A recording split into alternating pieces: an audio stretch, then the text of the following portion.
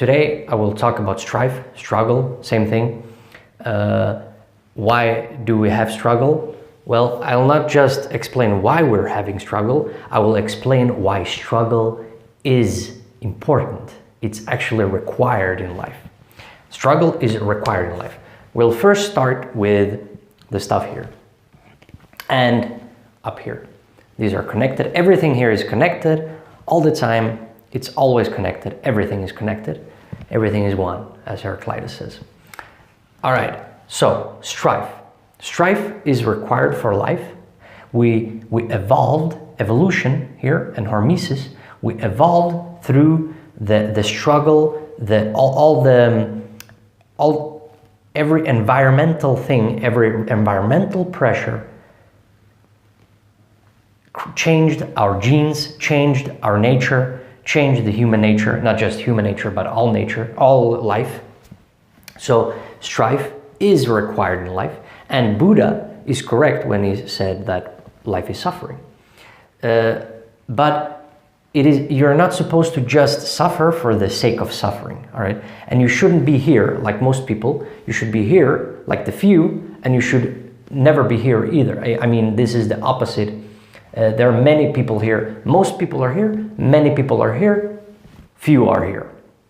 So this is not the greats. This is not the greats. This is the greats, all right? And this is mediocrity. This is nothingness. And this is non-mediocrity. This is greatness. It should be greatness here. Mediocrity, nothingness. All right. So what do I mean here? So for example, you have struggle. All right. Most people, perhaps they have partner. Perhaps they've even created a family. Perhaps they even have children. Perhaps they even have wealth. Perhaps even great wealth and business. But is that enough? It is not enough. Or is it? Well, it is not enough, because where is your legacy and where is non-mediocrity? It's here. So that's why you can never get it here. So most people are here. Most people complain about their fate and often even resents life, or starts to resent life or parts of it, and often indifferent or confused in life. Many people, they even despise their fate and life, and they build resentment in themselves, and life has no value here. They don't value life.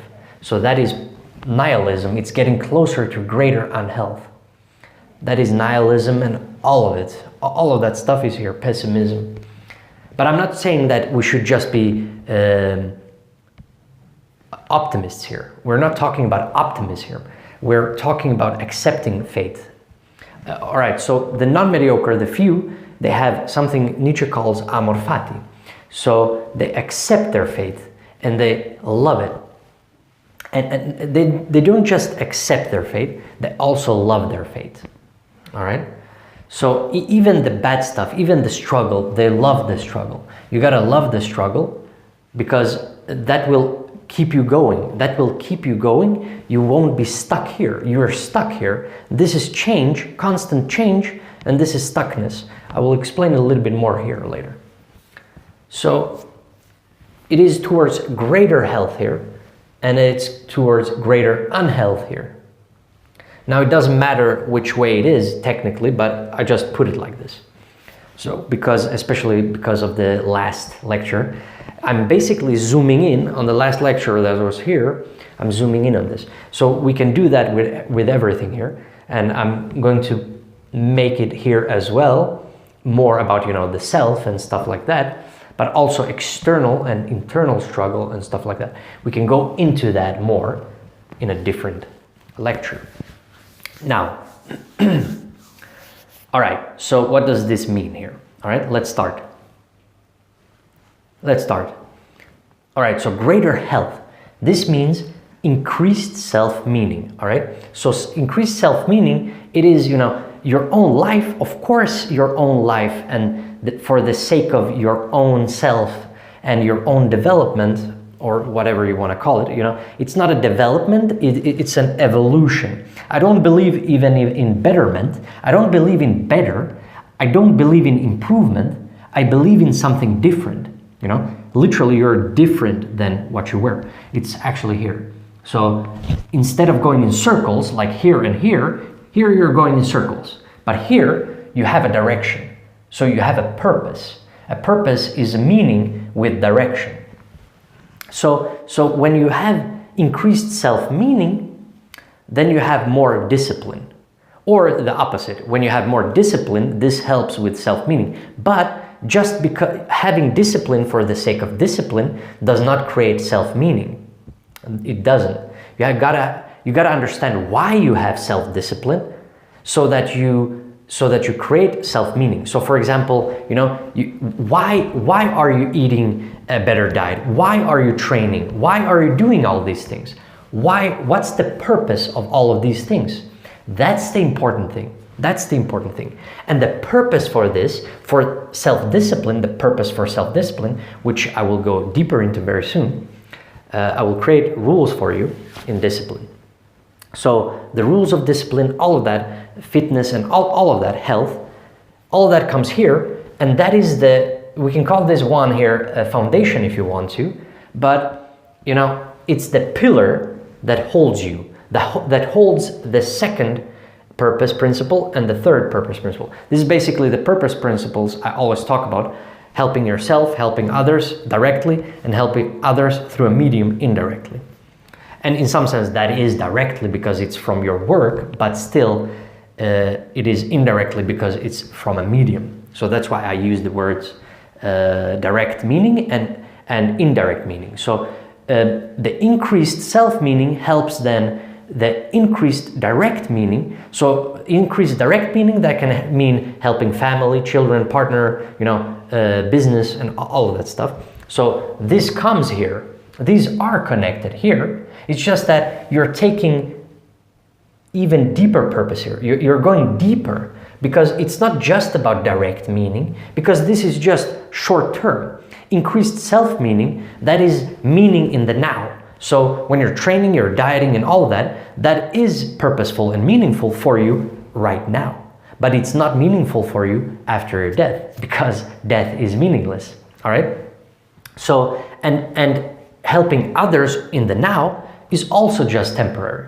So how do we, because we don't want to die, all right? So how do we extend this? And the deepest purpose in life is the legacy, all right? The beyond, immortalizing. That's the third purpose principle. It's also the most complex. It takes a lot from you. It means that you're an author, for example, or something like that. You create ideas that are meaningful to other people. Not just ideas. Well, essentially it is ideas and expressions that are most important in life. All right, so perhaps you will say, well, that's because you're a philosopher, artist yourself, so you see everything from the lens of that, from the lens of ideas.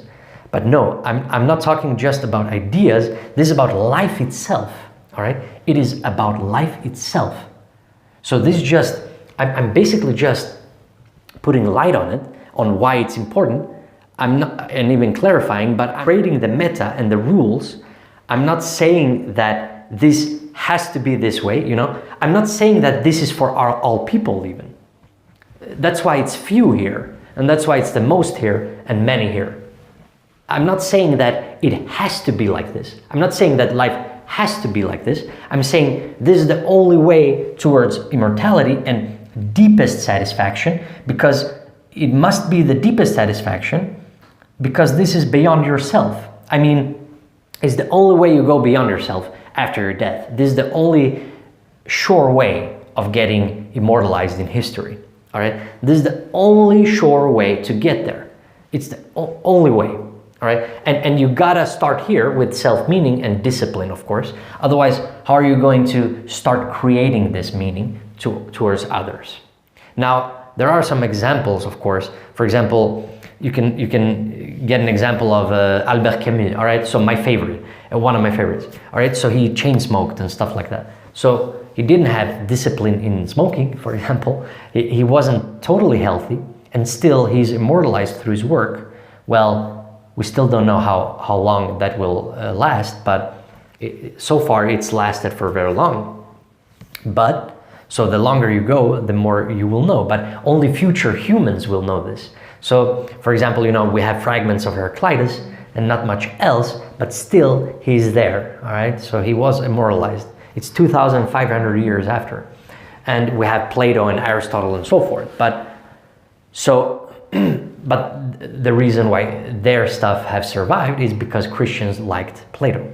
So that is basically just not just a coincidence, that's a happening, that's a factor in history, at least on this earth at this time. Or when I say this time now, it's a cosmological time here.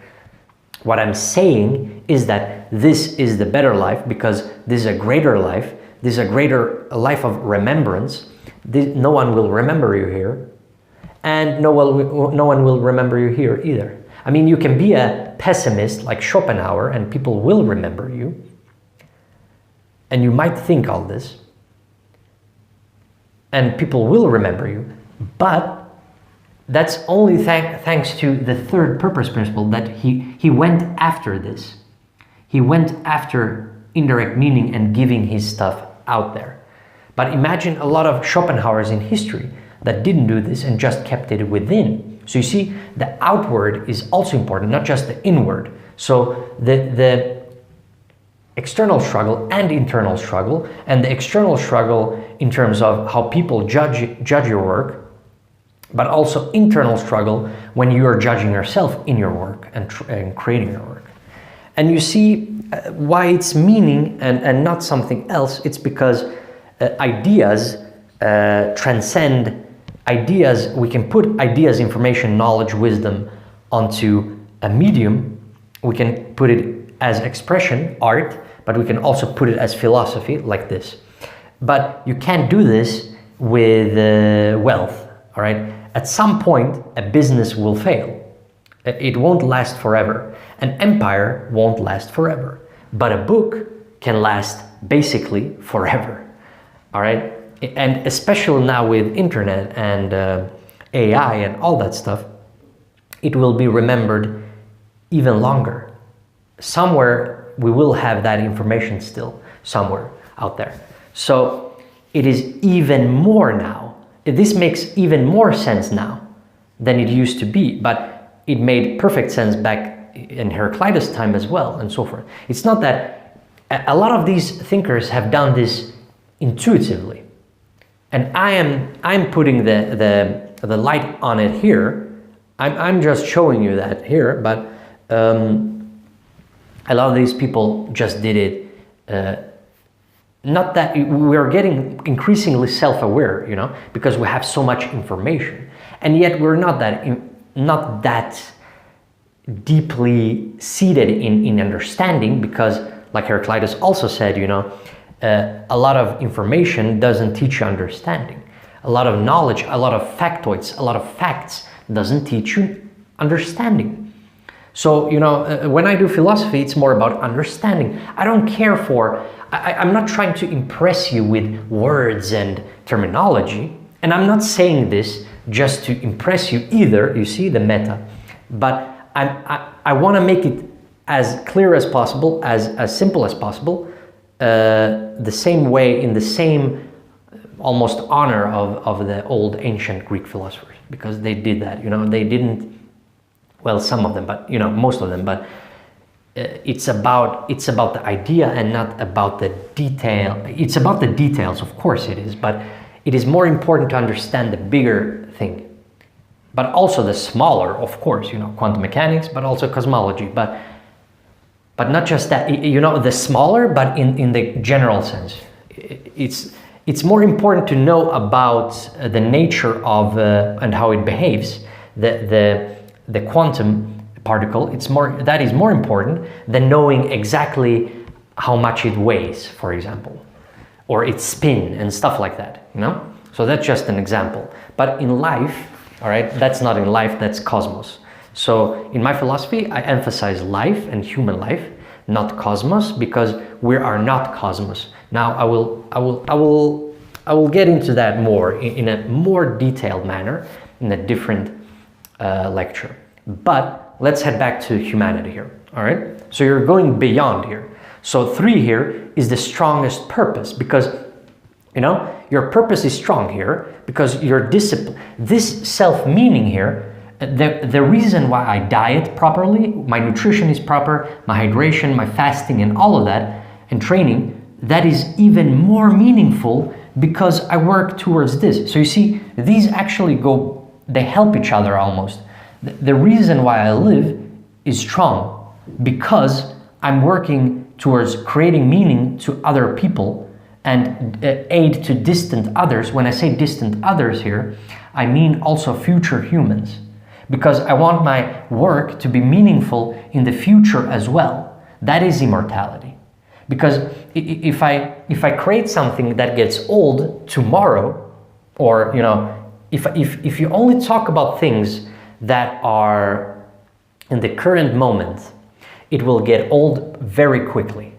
And that's why most people don't reach immortality, even in creation, even in creating. So just because you're creating something doesn't mean that you will achieve greater health. Now I call this greater health because if you achieve this, this will be the greatest satisfaction, all right? This is satisfaction, of course, self-meaning, working on your own body and mind, discipline, fitness and all that. And that's a direct thing, of course, because subjective experience, direct, you know. But then you have, you know, other people around you and so forth. That's almost also, you know, very close. But then even more so if other people like your things in the now, but also in the future. Now you can't know this in the future, of course, but you gotta, there you have it. That's a leap of faith there, all right? Now there is where a part of faith comes in, because I can't know if my work will still be giving. I'm gonna say giving. I'm gonna avoid, you know, certain words because I like the word giving more.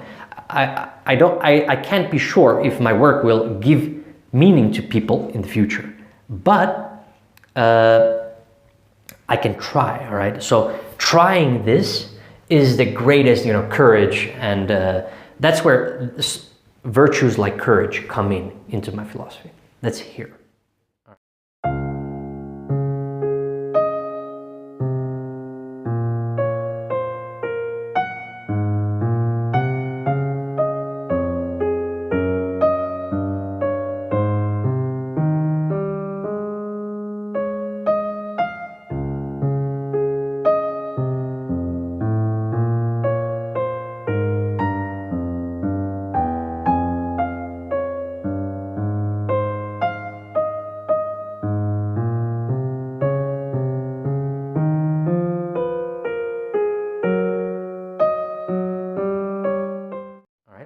There is nothing virtuous here. This is just maintenance. So you see, this is working towards greater heights. This is working maintenance, and this is going backwards and torturing yourself, and you might even, you know, end everything. You see, end.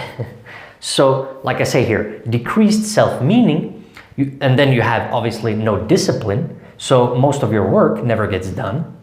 And most people, you know, and then you have decreased direct meaning, no aid to others, and you start having self-pity, of course, and things like that, you know, melancholia or depression, despair and all that. I'm not saying all of that is unnecessary. I'm saying that is actually part of the strife here, but you're always working on it here. But here, you're not always working on it. You're just wallowing in self-pity. You're always in those waters, always, always. You never get up and try to move.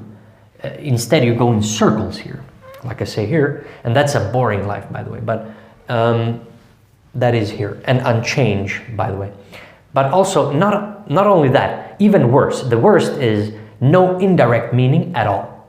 If you don't have discipline, you never finish your books and stuff, your ideas, and then you won't have meaning into the future humans, in the distant future. So you see, but a lot of people here speak of responsibility and that's here, because you don't aid people close to you, because you're wallowing in self-pity, and you don't have self-meaning and discipline and so forth. You don't value your life. So that's that, and you start resenting life and stuff like that. So nothing of value gets created here, and things of value gets created here. All right, and value for me is not just anything. It is advancement of human life.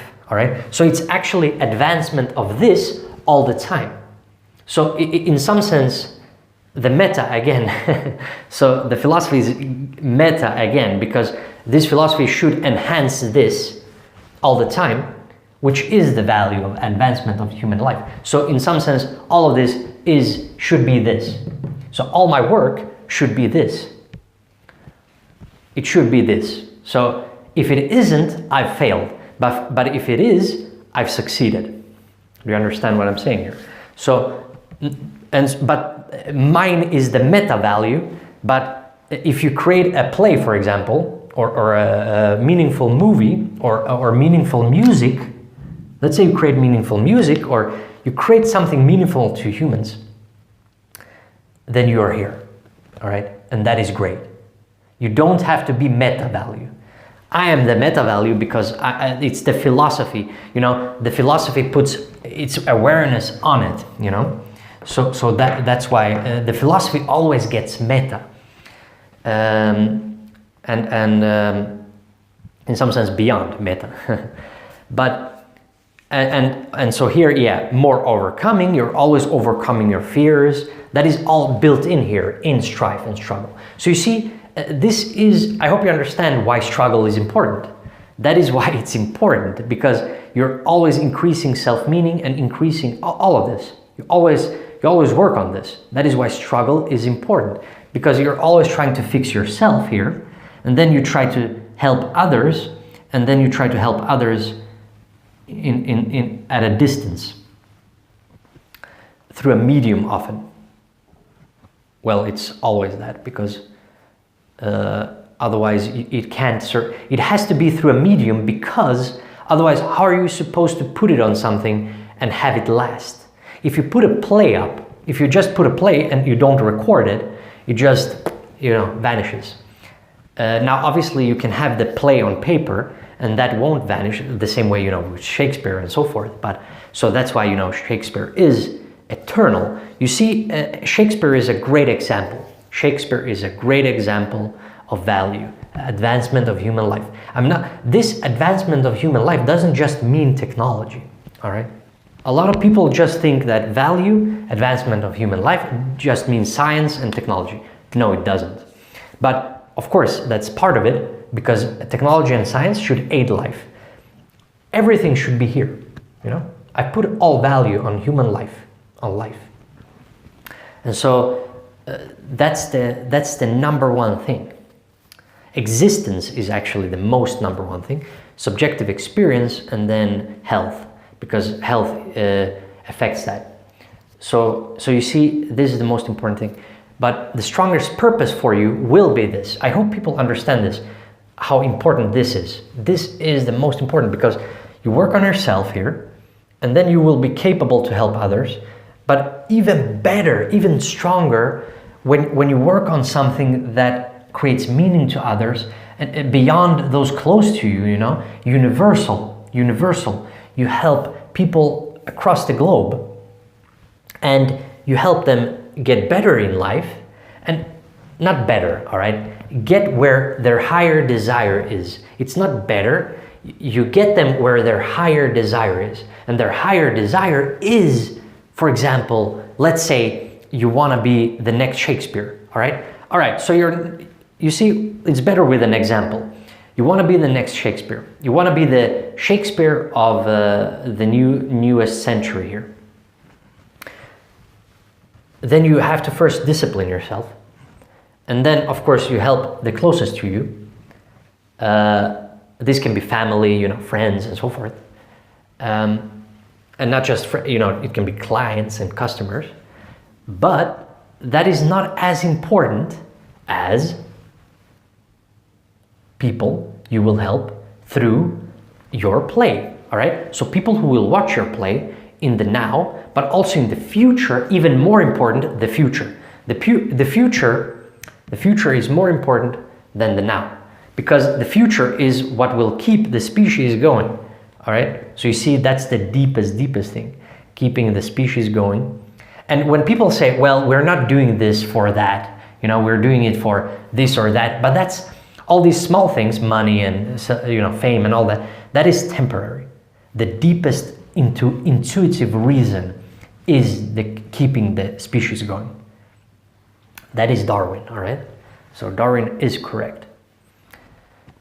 And by the way, I just want to clarify that you cannot really overcome human nature itself, but you discover new waters, you discover new parts of you. When I really despise when people say, I'm not this kind of person and stuff like that. That's because you haven't even tried it yet. You haven't even tried it, and you've already locked yourself into this here and just complaining.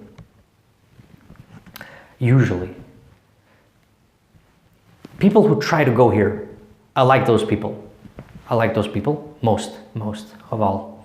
All right? So, and you will see your limitations, and you should see it like this, you know, challengers. I take that challenge, all right? I take that challenge. Let's see if I can do this, all right? Let's see if I can do this. And even a simple thing as push-ups, even that, all right? Like 20 push-ups. Can you do 20 push-ups? Can you do 100 push-ups? You know, let's see what my limits are. But not just that, of course, that is just here, self-meaning. But then meaning to others is helping others doing the same thing, getting fit, for example, or helping them get disciplined. So you can go in here and help others being more disciplined as well. You know, you can go meta and deeper like that as well. This can become this. You can almost not separate the third and first principle in a lot of ways. And the same way actually with Nietzsche, for example, Thus Spoke Zarathustra, it gives me a lot of meaning. And in some sense, his discipline of creating and always finishing that work, and you know, all his, especially at the end of his life, all this work he created at the end of his life, Nietzsche, it's inseparable to the distant future where he helped me, for example, or you know, all people who read his book. All right, and when I say help and aid and all that, it's not just help and aid. Can also, you know, when I say help and aid, I mean giving meaning to these people, giving a meaning to these people. That is more important. So it's a meaning-based philosophy in a lot of ways. I've made meaning the meaning of things and so forth, but also life, you know. It's basically inseparable. Life and meaning, it becomes one because we are existence, we are life, and when we're not life, we're death, and so meaning doesn't exist anymore. Except the only way it can exist after your death is helping others through a medium, through something that will last the test of time. All right, so the first here, self-meaning, one here, you can see one there as well, foundation, it directly elevates the self, but also, I mean, self is one here, but also two and also three, like I said. The second, two here, direct meaning, helping people close to you, for example, is a direct elevation itself, indirectly elevates one and seldom three. So just because I help others close to me, that doesn't help, you know, the third purpose principle, but it helps me. So 1 and 2 are deeply connected, but 2 and 3 are not that deeply connected. Because how are they actually creating, you know, in some sense it is indirectly, because when 2 is helping 1, then 1 gets stronger and can create 3 better. So you see, it is indirectly helping 3, but I put seldom because it's not direct. But indirectly, yes, of course. So 1, 2, and 3, they all go into each other, all right? And of course, you elevate yourself all the time, but others elevate you in return. For example, 3, elevating others is an indirect elevation. I elevate others through a medium, through my work, for example, and then this in turn doesn't return elevation to me in a direct manner. But it does in terms of immortality, in terms of I'm constantly giving meaning after my death, for example. So I'm always constantly going like that.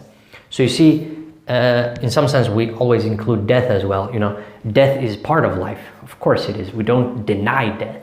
It's not just because I put it here at the end here, doesn't mean that we deny this. And as you see, I've written the very fact that I've even written this means that I haven't denied anything. This happens. All of this happens. All of these things happens, Just because I like this more doesn't mean that this doesn't happen. Of course it does. I'm not denying that. I'm not denying that you can live like this or that or this way or that way, I'm just saying, I'm telling you what the greats are, what their traits are, and I'm telling you what the masses traits are and what the many traits are. All right, especially in the modern day, all right? This is a lot of modern, I'm not sure that this was that common back, but they weren't as aware in some sense. We've become more pessimistic in some sense. So you see, Schopenhauer has become common in some sense. Now, but the third here, it does provide me, it does elevate me, of course it does. If you become known in your own time and you get some, pluses from this, bonuses, let's say, you get a great reputation and so forth, perhaps even wealth, then that elevates you, of course. So self-meaning, it goes back to self-meaning. So, but you elevated yourself in a lot of ways because you created the work in the first place. So you created the work in the first place. So you created yourself. You created yourself. You created yourself. You see, you created yourself. You made yourself greater by helping others, and it has to be helping others. Otherwise, what's the like I said in the previous, what's the point of keeping everything within? There is no point there. I will just keep it here. And it will, and it actually, the inner higher desire, the inner desire is to put it out there, so that you understand why you're creating things. So it is totally meaningless to just have it inside of you. And every artist knows this, that it hurts if they don't put it out there. Artists understand this intuitively. So, we could ask this question in a different lecture, but why should we live life? But this is more, how should we live life? This is more, how should we live life? But in a lot of ways, I also answer why we should live life. Because who wants to be mediocre? We all want to be remembered, and we all want to, we want people to understand that we existed. You see, I existed. So in a lot of ways, you can't escape validation. Never, you can never escape validation. You can do it, and you can wallow in self-pity here all life if you want to, but that won't help you. That will be meaningless.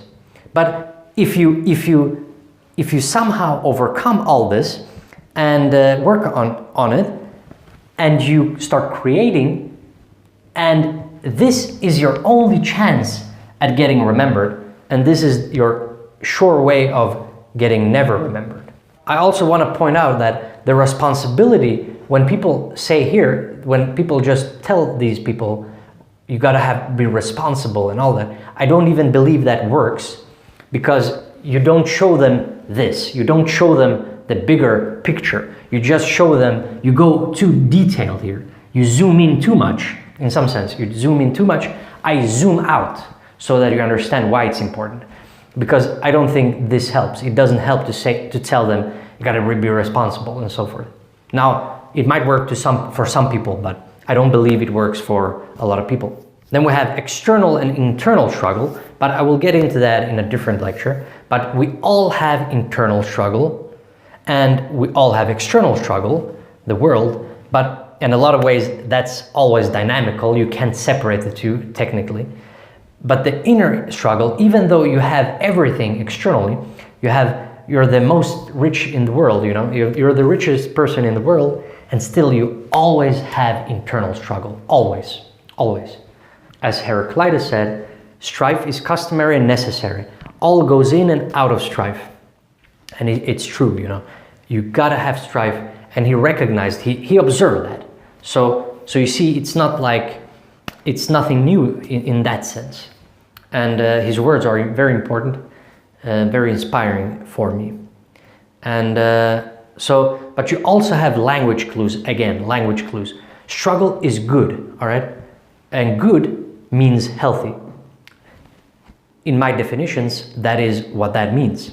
Healthy, when we say good, when we say something is good and I feel good and I feel satisfied and all that, fulfilled, that is good. That is what good means.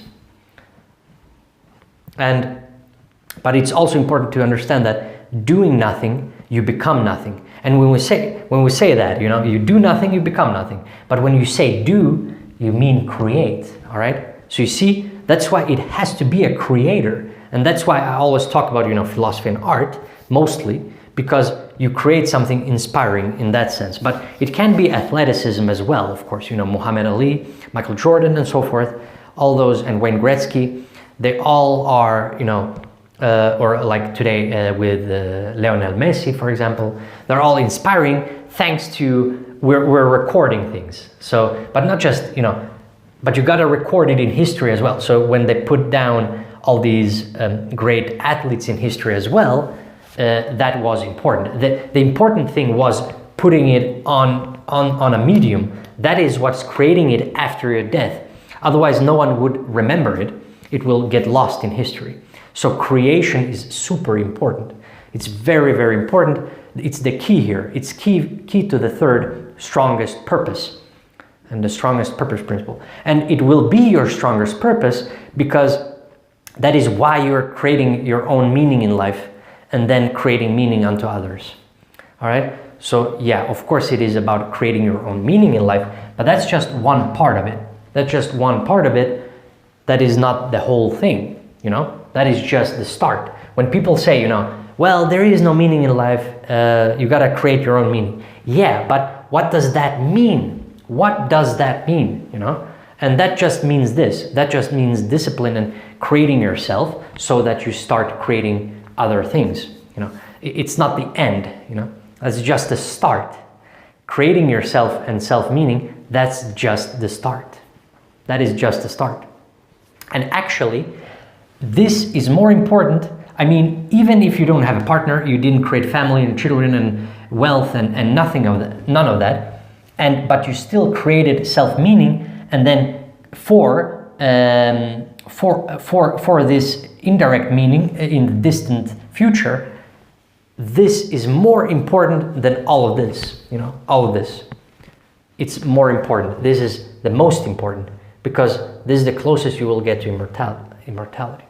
You know, having children, this will be forgotten after a couple of generations, but your own, you know, your own language. So even we can take Nietzsche again. When you're reading Nietzsche, you can almost feel him, you know, you can almost sense his humor and rhythm when you read it. So you see, he captured himself. It's about self-capturing his expression and philosophy and ideas at the same time. All right? And that's the most important. That's the greatest thing. And that's precisely what I'm doing here, actually. So you see, I'm always the meta. And anyway, so non-strife is death, because ultimately, it's the ultimate peaceful harmony, all right? Death is the ultimate peaceful harmony. You're doing nothing. You're just, even in life, you're just going in circles. So you're doing nothing. You don't have a direction. And this is non-adaptive. You're not adapting yourself to it, and you're never changing yourself. It is non-moving, it is boring, and it's unchanged. So it goes against the whole philosophy, actually. This is always change and always moving, into a direction, but you always have a strong purpose because you're trying to create meaning for others in the distant future. That's very important. So you see, I'm putting it all together. You can see a lot of Nietzsche here. But I'm putting it all together. Nietzsche, he didn't put it together like this because he focused a lot on morality and stuff like that. He was very onto that. His approach to philosophy is very different than mine. But you see, when you combine if you combine Heraclitus and Nietzsche, you basically get me. So, you basically get Mitkovski, all right? So, anyway, so basically that is that. So, why do I struggle so much? Well, because you don't want to die, all right? The simple answer why you struggle so much is you don't want to die. And I'm showing you a way out of that, I'm showing you a way. It's never totally out of that, of course, because we're all going to die. Doesn't matter who you are. I don't care how rich you are or how poor you are. It doesn't matter. We're all going to die. Doesn't matter if you're the kingest of all kings. Doesn't matter if you were tortured or not tortured, or if you tortured yourself, inner self, or never tortured your inner self. We're all going to die, but a few of us will be remembered in history, and most of us will not. And you should, and why do I say you should work towards this? Well, because if you want to have immortality, that's the only way to get to immortality, all right? That's the only way. I mean, with removing all sorts of fantasy, this is the only way. This is the most realistic philosophy there ever is, because it only cares about this, but not just this, It shows you that this is the only way. I mean, you can talk about God and afterlife, but you cannot ever be sure of that. And even if that's true, you still want to do this because you still give meaning to those people in the future that live in the future. And if you die, you always kept it within yourself, and then you just move to heaven and nothingness on earth. You didn't create meaning on earth, so it will still be the same thing. It will still be the same thing. But I don't believe that at all. So for those who don't believe in that, this is even more important. If you want to be immortal, I'm not saying that all people want to be immortal. Most people perhaps don't even want to be immortal. But am I talking about most people? No, I'm not talking about most people. It says few here, all right? The non-mediocre. The non-mediocre are always the few, and if you don't want immortality, you will always be mediocre. I just want a simple life. I want simple this, simple that. I just wanna live life and all that. I don't want to complicate things. I don't want to have any conflicts or anything. That's this. And often this as well.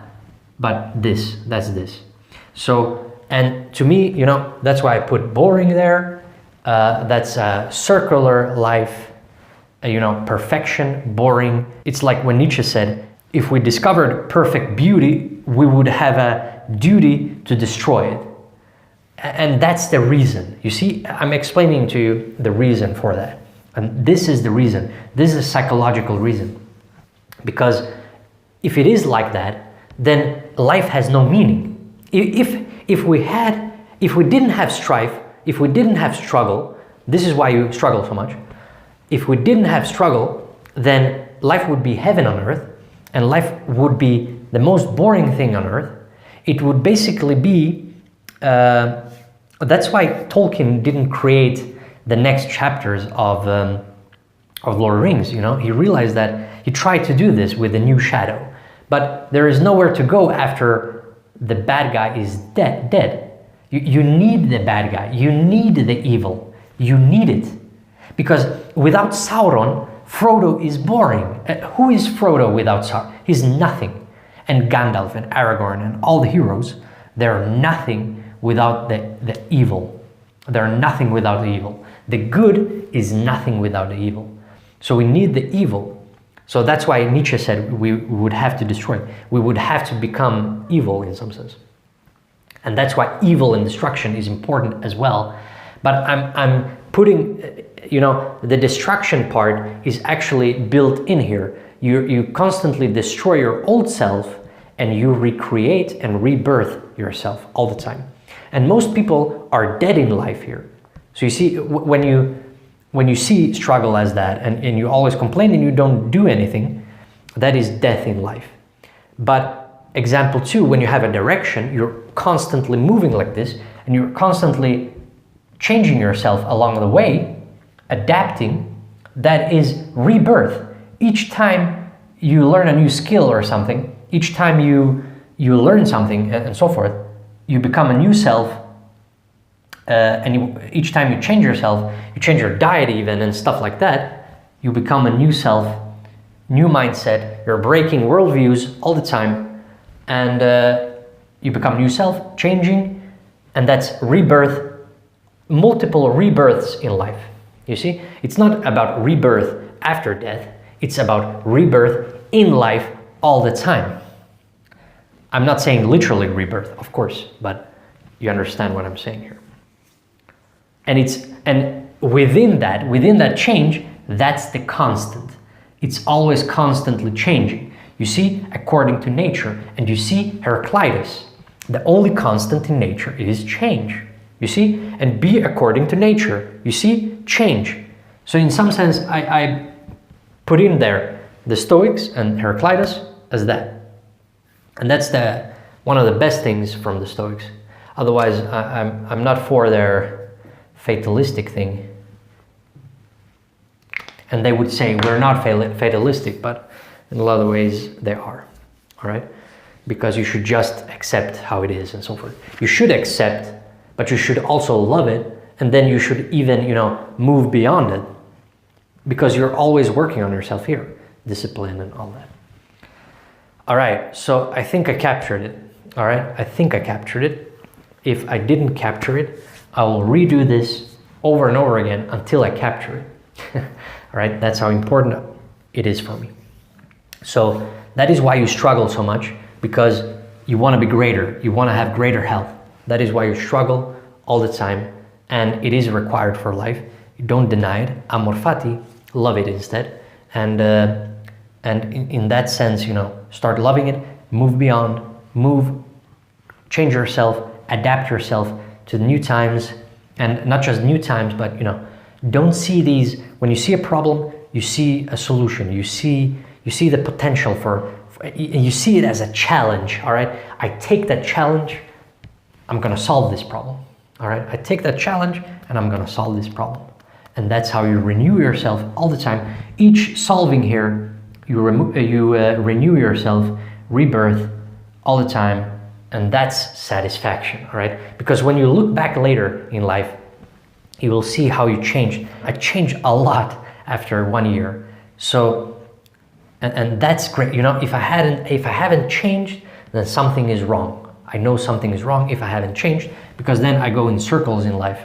And that's wrong because you get here, mediocrity. You don't get to non-mediocrity, you don't get to the few. So you see, I myself try to strive after this.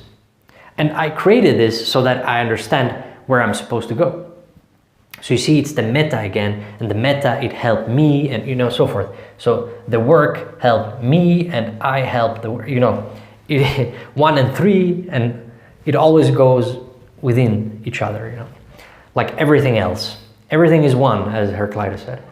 All right, so that's that. That is why we struggle, and that is how that is how we should live life. All right, this is more about how we should live life, and not why we should. I mean, it's also why we should live life.